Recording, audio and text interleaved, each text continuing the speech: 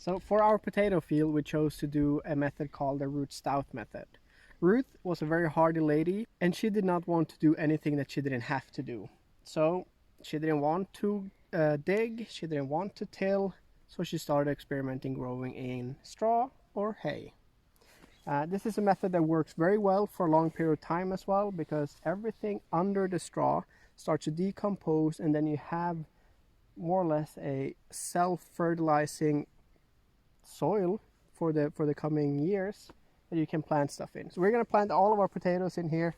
We have 33 kilos of planting potatoes, which is hopefully enough to sustain ourselves for almost a whole year. We'll see. It all depends on what kind of harvest we get, of course. So this might look like a big mound of straw, but during the summer with rain and decomposition, this will actually compact down quite a bit. So we're not worried that it's too much. So when we're planting the potatoes, we're really just gonna lift this up, put the potato in, cover it up. Now, a really good thing with planting in straw like this is that one, it kills all the weeds, it helps water from evaporating when and if we do have rain, and it is just easy. There's no digging, no tilling, no nothing. So we're really excited to see how this is gonna go. Now last year when we did this, we didn't have a very good yield at all. One big thing was that we did not have enough straw whatsoever. We had very little. Of course, with rain and decomposition, it compacted down, and it was not good. Another problem we had was with field mice as well, and they caused a fair bit of trouble because they ate the seedling potatoes, which in itself causes a problem if you want to have more potatoes. So this year we're going to try something that the older generation has spoken well about. This is a type of bean that you plant in between potatoes that for whatever reason wards off these field mice. If it is the smell, I'm not 100% sure. I haven't done too much reading about it, but there are a lot of people that have been successful with using this type of bean. With these beans, it means that we're going to have another companion planting project in this garden. I think that all of the garden beds that we have, everything is some sort of companion planting. It's going to be very exciting to see how it works.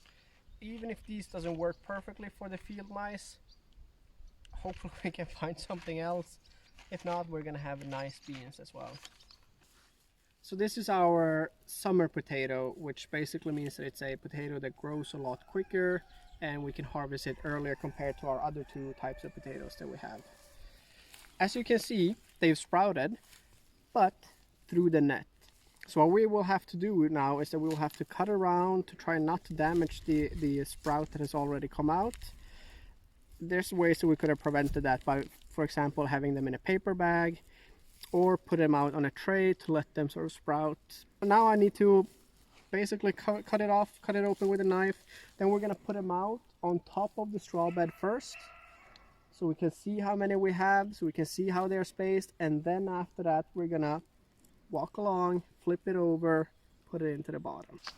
The potatoes need roughly 1 foot, 30 centimeters, 20 to 30 centimeters in between each other. So as I said earlier, I'm gonna just put them out on top. Then afterwards we're gonna put out the beans as well. If we put the beans out now, we're probably gonna lose them. They will fall into the straw and we'll just get annoyed. So we're gonna do it this way. Then we're gonna go back and put them in again. We do this so that we can actually see where we're planting the potatoes instead of just guessing that we're giving the potatoes enough space. So yeah, this is what I'm gonna do now. I've planted out all of our summer potatoes now, but we used basically 2/3 of this first row.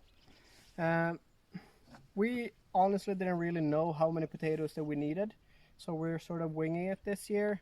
Our goal is for the future to take our own potatoes and use as seed potatoes. This gives us a good idea of how many potatoes we'll actually need for coming years.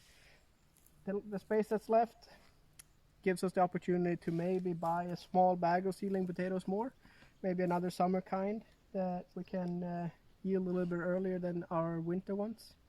We'll see. Hannah has now planted out the beans, so we'll start with the potatoes. as I said, it is a very easy process. We put them where they should be. Now we just need to try and match the bottom with the top.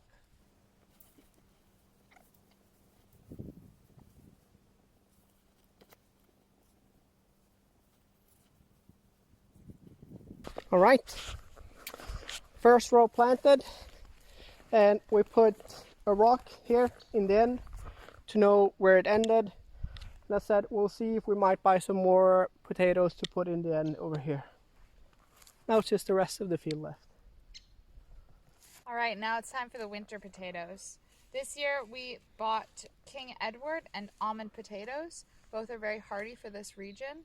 We're also hoping they're going to be great for storage. They are a winter potato, so they're designed to hold on longer. It's a later harvest, of course, and also they're good for storage, so we're hoping they do well. Now it's time to get planting.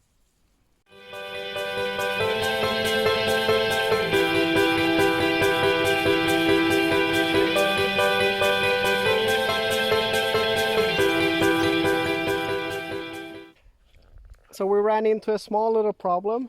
We've done 1, 2, 3.5 rows of the King Edward type of potato, and we still have a fair bit of seedling potatoes left, but we only have 3.5 rows left. So I am gonna plant the almond potatoes in the last 3.5 rows here now. We'll see what we do with these guys. We have some ideas of vertical planting. Who knows? So this is starting to look really good. It's satisfying with these rows of straw with potatoes in them. We did not count properly or plan, as I said earlier. This is an experiment for us, which left us with a fair bit of almond potatoes in the wheelbarrow and more King Edward in this bucket. So we have an idea of making another bed in the back going this way, and probably trying out some vertical gardening. I mean, we have this bale of straw, and we're gonna go and get another one as well that we have at the farmer where we've gotten so much soil and straw from. What do you think, Hannah? Getting buggy. All right, the whole potato field is planted. It's a very satisfying feeling to know that you can grow food from little foods. You can make potatoes from potatoes. Yeah, exactly. But as I said, we do have some potatoes more that we need to figure out where they are gonna be and how we're gonna do that. But that will be in another video maybe, or tomorrow's project, or a project within a few days. Who knows? There's always something to do. We're gonna go and have dinner, and then we're gonna go down to the creek and have a little swim, because today's been very warm and messy. Dirty. And dirty, exactly. All right, see you guys. Bye. Bye.